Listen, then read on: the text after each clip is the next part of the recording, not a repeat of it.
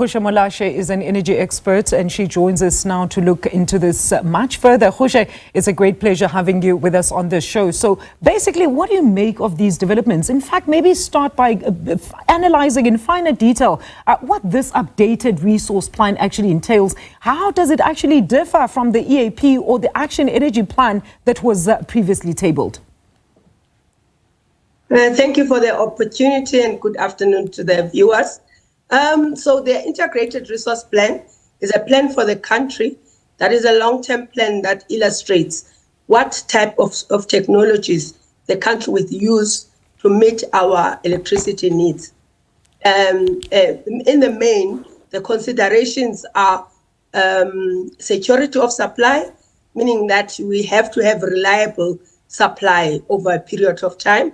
Another consideration is environmental considerations. And then obviously, although it's not that clearly articulated, reducing costs as well as equity. That is ensuring that everybody has got access to electricity. Mm-hmm. And in terms of the mix. Yes, go ahead, Ruse. So in terms of the mix, in general, there's an expected reduction over time of coal, though coal will still play an important role in the generation of electricity. There's expected growth in renewable energy, solar and wind. Then there's expected growth in gas to be able to support the intermittent renewable energy sources. And in the long term, beyond the 2030 period, the country is looking to grow nuclear further.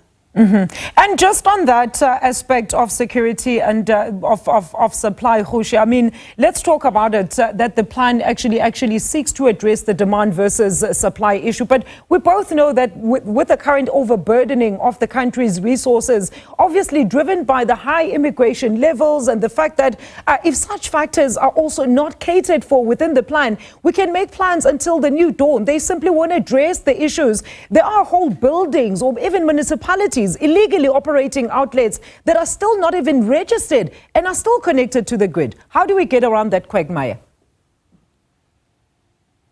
So although this was not really addressed in detail today, South Africa is looking to address the issues of non-payment of renewable energy through smart meters that will be able to identify some of those areas. It's not foolproof solution, but it's one of the solutions on the table. And that's what I was about to say, Ruse. Look, I mean, we appreciate the positive trajectory of the entity, recently also posting quite sizable profits. So in essence, this still being a plan, as you've just alluded to, if it does work, it could unlock that 2.2 trillion rand in investment. But where exactly would this money come from? I hear the minister making mention of the wider approach in terms of multiple collaborations with various other stakeholders. Well, the one thing that South Africa does not do in terms of planning, in my view, is that although we do calculate what it would cost us to get the system that we want, we never really get into those details. I suppose maybe they are too long term to look at, but as the minister said, that's almost over 30% of GDP that will be invested in the economy, which is a good thing. However, every plan has got its dynamics and changes that will happen and risks that it faces. But at least we understand where we are trying to go, what are the important elements that we need to look out for. And we have, of course, seen the adverse impact as well as effects of energy challenges, Ruse, leading to whole companies and industries almost shutting down, leaving a jobs bloodbath currently in the country. But how does it even get to going, considering the current high cost of energy and even living? Many people simply cannot even afford the current high tariffs that are still set to rise. So the energy crisis needs to be urgently addressed long before 2030. Yes, so it's built on the assumption or on the plan that Eskom continues in the trajectory that they are in terms of making sure that load shedding is a thing of the past. And I think there's a lot of confidence in the market that that is the case. So any new build is looking now at the future to make sure that you are not only focused on today, but we have a long-term view in terms of what needs to happen in investments in energy to ensure exactly that security of supply, the appropriate technologies that will be able to give us reliability, and the appropriate technologies that can address environmental issues, and even to try and address the costs overall. At the end of the day, we cannot survive without additional capacity in the future. It's also a cost to the economy to not have sufficient capacity. So government has to look at a plan for additional capacity in the future. And they're also talking about, introducing more privatization in this regard, Kgosientsho.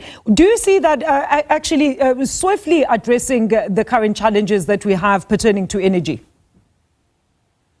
Well, the minister alluded to that the private sector has a role to play, but he also alluded to the fact that Eskom will continue to be the backbone of electricity supply in the country, and actually a supplier of last resort where others are not able to meet the supply that is required to ensure reliability in the system. So we are still in transition.